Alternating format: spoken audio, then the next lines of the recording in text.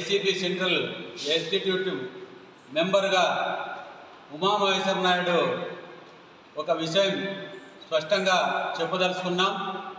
మరి ఈరోజు ఆ రోజుల్లో ప్రెస్ మీట్లలో మేమందరూ కూడా గతంలో పాల్గొనడం జరిగింది.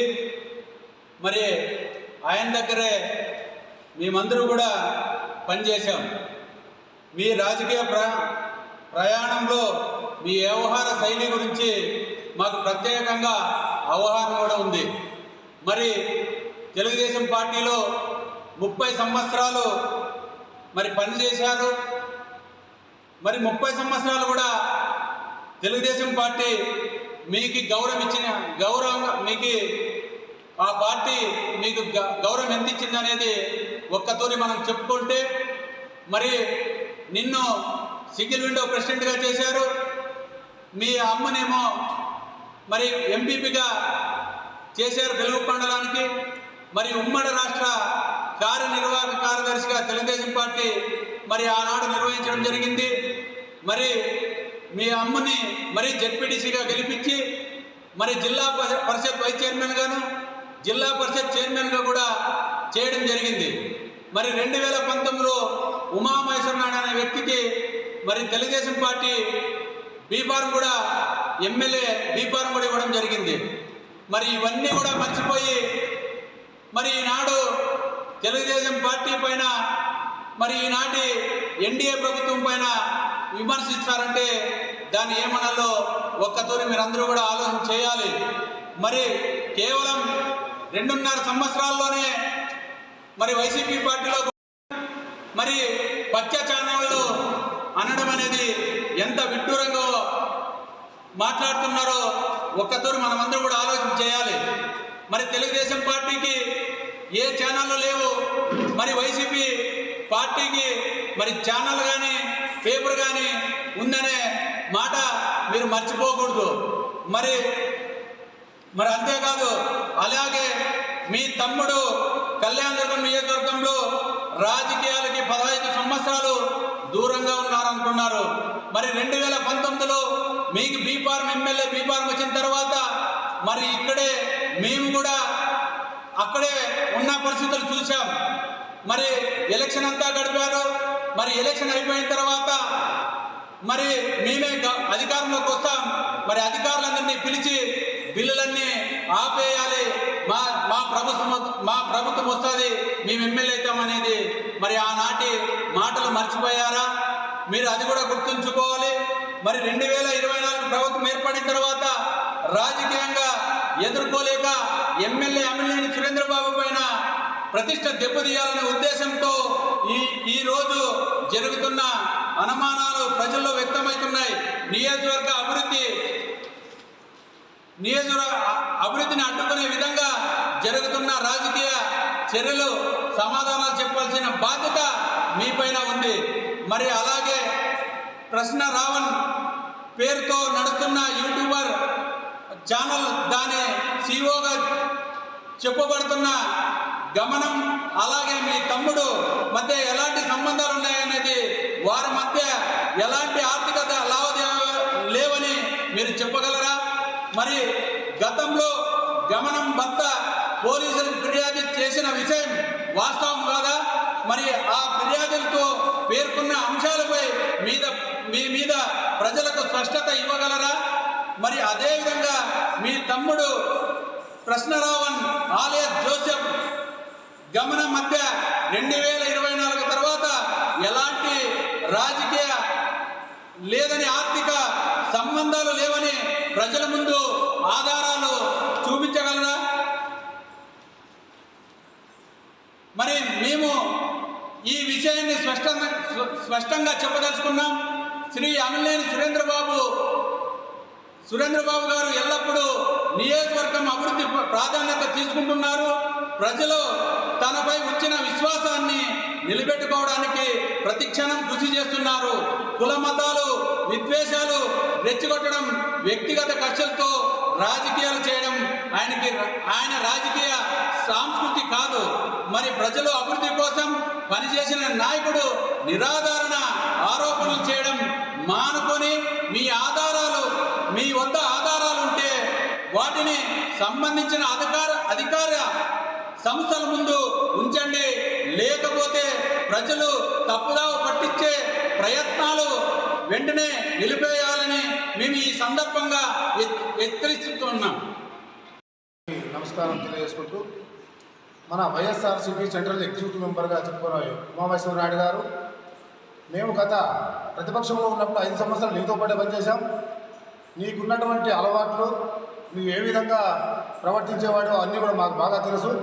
ఎందుకంటే గత 30 సంవత్సరాలుగా తెలుగుదేశం పార్టీలో కీలకమైన పదవులన్నీ పొంది జడ్పీ చైర్మన్గా కూడా చేశారు, మండల ప్రెసిడెంట్గా చేశారు, అన్ని సర్పంచ్గా కూడా చేశారు. ఇన్ని పదవులు ఈ తెలుగుదేశం పార్టీలో అధిరోహించిన తర్వాత ఏదో ఒకసారి మన ఎమ్మెల్యేగా టికెట్ కూడా ఇవ్వడం జరిగింది. విధివశాత్తు ఆ రోజు ఉన్నటువంటి వైఎస్ఆర్సీపీ గాలిలో మనం ఓడిపోవడం కూడా జరిగింది. ఆ తర్వాత ప్రతిపక్ష మొత్తాన్ని వెనకట కట్టకట్టుకుని పనిచేశాడు. ఎందుకంటే ఆ పార్టీ ఆదేశాలు ఎన్నో మన కళ్యాణదుర్గంలో 2 వర్గాలు ఉన్నంత ఉత్తరాన కూడా మన కళ్యాణదుర్గానికి ఇన్ఛార్జ్ అయినటువంటి ఉమామహేశ్వరనాయుడు గారు ఆయన చెప్పింది వేదంగా కూడా పనిచేశాం. ఎందుకంటే పార్టీ పని అయితేనేమి, ఇంకోటి అయితేనేమి చంద్రబాబు నాయుడు చెప్పినటువంటి పనులు చేయాలని చేశాం. కానీ ఆ రోజు నీవు ఎంతోమంది మేము ఎన్నోసార్లు కొన్ని 2024 తర్వాత కూడా 24లో ఎలక్షన్ రాకముందు ఎన్నోసార్లు మిమ్మల్ని ప్రశ్నించాం. ఏమన్నా ఈసారి నీకు టికెట్ వస్తుందని ఎన్నోసార్లు మేము అడగగా 100కి 1000 రెట్లు నాకే వస్తుంది తప్ప ఎవరికి రాదు. ఎందుకంటే నా తమ్ముడు అక్కడ సీఎం రమేష్ దగ్గర కావచ్చు, అక్కడ ముఖ్యమంత్రి దగ్గర కావచ్చు, చంద్రబాబు నాయుడు దగ్గర కావచ్చు, అందరి దగ్గర కూడా చాలా చనువుగా ఉన్నాడు. నా తమ్ముడు అనుకుంటే ఇంకా 10 మంది టికెట్ ఇప్పిస్తాడే తప్ప నేనే 10 మంది టికెట్ ఇప్పిస్తాను. అలాంటి అవకాశం నాకుంది కాబట్టి ఈసారి ఖచ్చితంగా నేనే పోటీ చేస్తాను, నేనే గెలుస్తాను. ఈ కళ్యాణదుర్గం తాలూకాన్ని ఎక్కడికో తీసుకోవద్దని చెప్పేసి నీ తమ్ముడు చెప్పిన బాటలో మీరందరూ కూడా నడిచారు. ఇప్పుడు కూడా నువ్వు వైఎస్ఆర్సీపీ పార్టీలోకి పోవడం కారణం కూడా నీ తమ్ముడే. ఎందుకంటే ఆ రోజు మీరు ఈ విధంగా ఉంటే కళ్యాణదుర్గం దేవుడు 2 వర్గాలుగా విభజించబడింది. ఇద్దరిని కలిసి ఒకటి వేరే వాళ్ళని టికెట్ ఇస్తే బాగుంటుందనే ఉద్దేశంతో చంద్రబాబు నాయుడు గారు కళ్యాణదుర్గం అలిమినేని సురేంద్రబాబు కేటాయించడంతో నువ్వు పార్టీని తల్లిలాంటి పార్టీని కాలదనుకొని వైఎస్ఆర్సీపీ పార్టీకి మొగ్గు చూపి వైఎస్ఆర్సీపీ పార్టీలో పోయి మమ్మల్ని అందరినీ కూడా ఊపిలోకి పోవచ్చు. కానీ నీ వెనక పక్కన ఉన్నటువంటి కొంతమంది వ్యక్తులు పోతే ఈ ప్రాణాలైనా తీసుకోవడానికి సిద్ధంగా ఉంటాము. కానీ వైఎస్ఆర్సీపీ పార్టీలోకి ఎటువంటి పరిస్థితులు రాము అని కరాఖండిగా చెప్పేసి తెలుగుదేశం పార్టీలో కష్టపడి పనిచేశాం. మేమంతా కూడా తెలుగుదేశం పార్టీకి కట్టుబడి ఉంటాం. మా నాన్నలో మీ రాజకీయ నాయకులు కాదు, మా బంధువులు రాజకీయ నాయకులు కాదు. ఎందుకంటే ఈరోజు ఈ పార్టీ మమ్మల్ని బోయకులానికి సంబంధించినటువంటి టీఆర్సీ ప్రధాన నేను ఈ తెలుగుదేశం పార్టీలో ఈరోజు సర్పంచ్ స్థాయి నుంచి మండల కన్వీనర్గా 3వ టర్మ్ చేస్తున్నానంటే పార్టీ పెట్టిన భిక్ష. ఆ పార్టీని ఈరోజు కాలదనుకొని 15 సంవత్సరాలుగా నా తమ్ముడు రాజకీయాల్లోకి ఎటువంటి సంబంధం ఉంది, కళ్యాణదుర్గం ఏమి సంబంధం ఉందని మాట్లాడుతున్నావంటే కళ్యాణదుర్గంలో నీ తమ్ముడు ఏమి చెప్పింది అదే నువ్వు చేసావు. నీ తమ్ముడు చెప్పిన ప్రకారమే వైఎస్ఆర్సీపీలోకి పోయాం. ఈరోజు ఈ 2.5 సంవత్సరాలు కూడా కాలేదు. తల్లి లాంటి పార్టీని ఇష్టాచరం వచ్చినట్టు మాట్లాడితే మేమందరూ కూడా చూస్తూ ఊరుకోవడానికి సిద్ధంగా లేము. రేపు పొద్దున ఇన్ని రోజులు కూడా ఏదో నువ్వు మాట్లాడినా కూడా ఏదో మాట్లాడుకుని పోతున్నాడు అనుకున్నాం తప్ప మీ పార్టీని విమర్శిస్తే ఎంత ఉమామహేశ్వరనాయుడు కావచ్చు, ఉమామహేశ్వర తమ్ముడిని కావచ్చు, ఎవరైనా కూడా వైఎస్ఆర్సీపీ నాయకులు ఎవరైనా కావచ్చు, రంగాన్ని కావచ్చు, ఎవరైనా కావచ్చు, ఖచ్చితంగా ఖండిస్తామని చెప్పేసి ఈ సభాముఖంగా మీకు అందరికీ తెలియజేస్తున్నాను. కార్యకర్తలందరికీ నమస్కారాలు. ఈరోజు YSRCP party central executive member Umamaheswara Naidu గారు ఇటీవల జరిగినటువంటి పరిణామాలపైన యూట్యూబర్ రావణ్ ఆ సంఘటన పైన స్పందించారు. మరి ఇందులో తెలుగుదేశం పార్టీ పైన అనుచిత వ్యాఖ్యలు చేశారు. దాదాపు తెలుగుదేశం పార్టీలో ఆయన 26 సంవత్సరాలు నిక్కచ్చిగా పనిచేసినారు. క్రమశిక్షణ కలిగి ఎంతో బాగా హుందాగానే వ్యవహరించేవారు తెలుగుదేశం పార్టీలో. మరి ఇప్పుడు ఆ పార్టీలో పోయిన తర్వాత వారి అవలక్షణాలన్నీ ఆయనకి అబ్బినట్టున్నాయి. ఆయన కాబట్టే ఇటువంటి అనుచితమైనటువంటి వ్యాఖ్యలు చేస్తున్నారు. పచ్చ మీడియా అంటున్నాడు ఆయన. పచ్చ మీడియా ఇంతకుముందు ఉమామహేశ్వరనాయుడు గారిని ఏ విధంగా ప్రోత్సహించింది అనేది కూడా గుర్తు చేసుకోవాలా ఇక్కడ. అదేవిధంగా టీటీడీ బోర్డులో కావచ్చు, ఇక్కడ చెరువు కళ్యాణదుర్గం సమీపంలో సుబేదార్ చెరువు విషయంలో కావచ్చు, కోర్టులకు పోయి వాళ్ళ తమ్ముడు ఇంద్రసేన చౌదరి గారు కోర్టులకు పోయి వాటిని స్టే ఆర్డర్లు తెచ్చి నిలబెట్టి ఈ ప్రాంత రాజకీయాల్లో పరోక్షంగా భాగస్వామ్యం ఉన్నాడు. మొదటి నుంచి జరిపినారు. ఇక్కడ ఆయనకి అన్నకి సహకరించినాడు ఆయన. కాబట్టి ఇప్పుడు ఈ అంతా కూడా హైదరాబాద్లో మాదాపూర్లో ఒక ఎలైట్ అనే ఒక అపార్ట్మెంట్లో రూమ్ ఇప్పించేసి వాళ్ళకి యూట్యూబ్ ఛానల్స్ అని ఏర్పాటు చేసి 2-3 ఛానల్స్ అనుబంధంగా పెట్టుకొని వాటిని గవర్నమెంట్ పైన వ్యతిరేక కార్యకలాపాలు సృష్టించి వాళ్ళని మాట్లాడుతూ ప్రశ్నించే గొంతుకులు నొక్కుతున్నారు అన్నాడు. ప్రశ్నించే గొంతుకులు నొక్కడం ఎక్కడా జరగలేదు. అసత్య ప్రచారాలు చేస్తున్నారు కాబట్టి దానిపైన విచారణ చేయాలని ప్రభుత్వం ఆదేశించింది కాబట్టి విచారణకు పిలిచినారు. అసత్య ప్రచారాలు ఏం కాదు, అవి కేవలం ఉద్దేశపూర్వకంగా మత విద్వేషాలు రెచ్చగొట్టి సమాజంలో హిందువులు ఇతరుల మధ్య మైనార్టీల మధ్య వైషమ్యాలు రగిలించి ప్రభుత్వానికి అప్రతిష్ట పాలు చేసి ఈ ప్రభుత్వాన్ని కూలదోయాలనే యొక్క పెద్ద కుట్రపూరితమైన ఆలోచనలతో ఈ విధంగా వాళ్ళు చేశారు. ఇందుకు ఆర్థిక సహకారం కావచ్చు, రాజకీయ సహకారాలు కావచ్చు, ఇవన్నీ కూడా మన